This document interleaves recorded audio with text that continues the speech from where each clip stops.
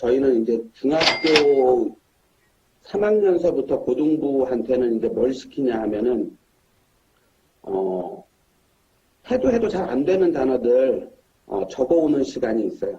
그런 시간에 본인들이 적어온 거를, 저희 랩실에 앉혀서, 본인들이 그 적어온 걸 저한테 각자 사용하고 있는 컴퓨터에 바탕화면에 메모장으로 그냥 남기게 해요. 그리고 저는 그거를 그냥 쭉 수거해서 개인 단어장을 만들어줘 버려요.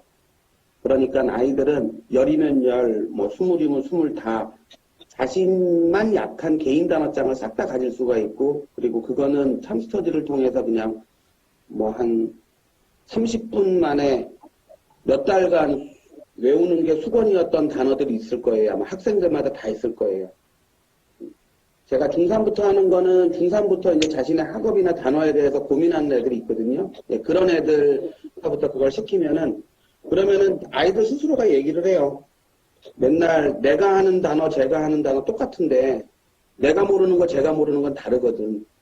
그런데 자신이 모르는 거를, 미리 형광펜으로 쭉쭉쭉쭉 적어갖고 왔다가 랩실에 앉아가지고서 메모장으로 옮기면 한 10분이면 옮기거든요.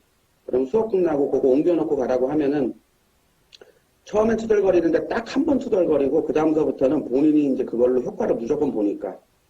그러니까 효과를 봤던 친구들은 100%예요, 100%. 특히 이제 시험 때 같은 경우, 공부 같은 경우에는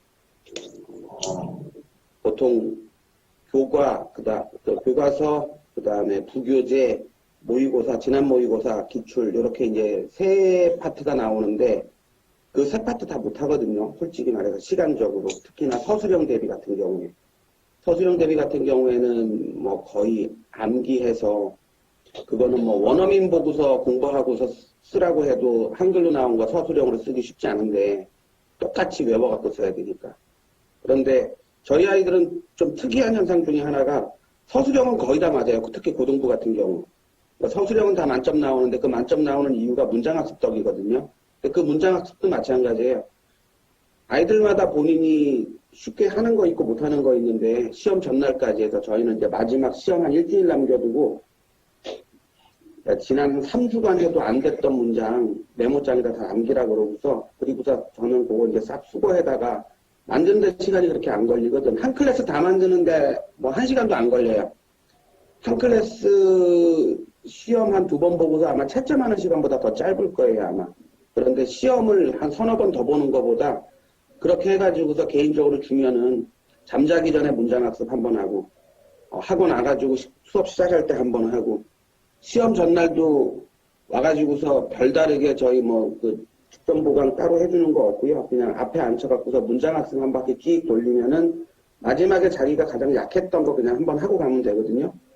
그 결과 서술형은 다 맞아서 학교 선생님이 이상하게 이제 학생을 부르는 적도 있었어요. 초반부에는.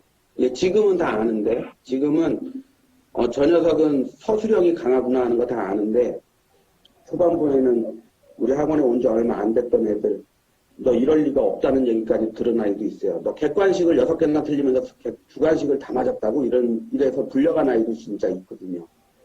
그러니까는 그 정도로 문장학습에 엄청나게 뛰어난 기존의 어떤 프로그램도 비교 대상이 안 돼요. 정도 수업하고 나면은 지금 보고 있는 요 지문에서 서술형 대상으로 나올 수 있는 지문은 정해져 있잖아요. 정해져 있어요. 그러니까는 그 해당 지문에 대해서 수업이 다 끝나고 그 해당 지문 수업이 예를 들면 오늘 모의고사 지문을 7편을 나갔으면 7편이 끝나고 나면은 각 지문마다 아마 서술형 대상 지문들이 아마 있을 거예요. 한 문장 혹은 2문장씩. 그 다음에 빈칸 추론이 예상되는 지문도 아마 있을 것이고, 그죠? 그런 지문들은 바로 랩실로 이동시켜가지고서 거기에 대해서 참 읽기라고 하는 문장학습을 시키고 보내시면 돼요. 저희 같은 경우에는 고등부가 이제 3시간씩 하는데 2시간 30분 수업하고요. 그 다음에 그쪽으로 보내요. 그러니까는 수업 들어오면 15분간 복습 단어, 고등부는 저희 이제 100개 하고 집에 가서도 100개 하고요. 고등부는 기본적으로 하루에 복습 200개가 이제 기본이에요. 진도는 지들 알아서 나가라 그러고. 지들 알아서 나가라 그러면 지들이 알아서 다 나가요.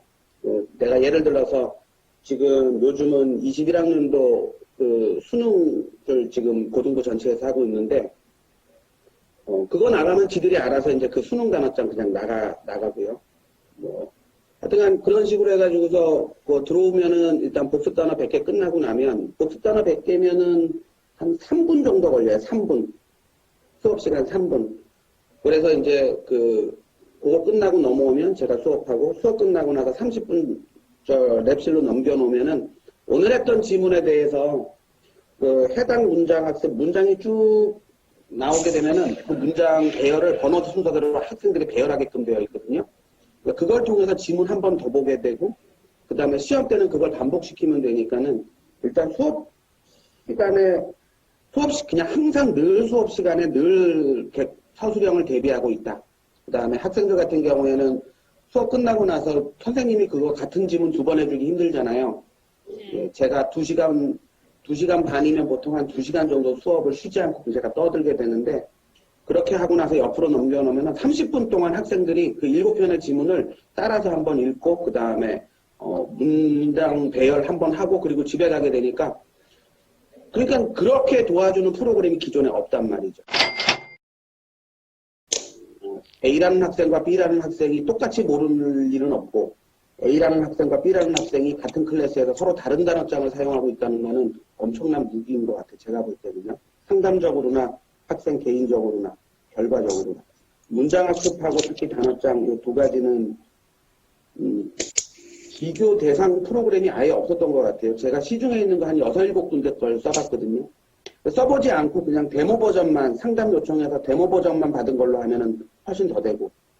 근데 이제, 제가 기존에 또 그나마 만족하고서 한 2년 넘게 3년 정도 쓰고 있었던 게 있는데, 이제 그 상태에서 제가 참스터디로 옮겨타게 됐는데, 참스터디 대표님한테는 그런 말씀도 드렸어요. 더 나은 게 있으면 제가 그동안 감사합니다. 인사하고 저 또 떠나겠다고 했거든. 근데 지금 2년 됐는데 그럴 마음 전혀 없고, 다른 걸 일단 기웃거리진 않게 돼요.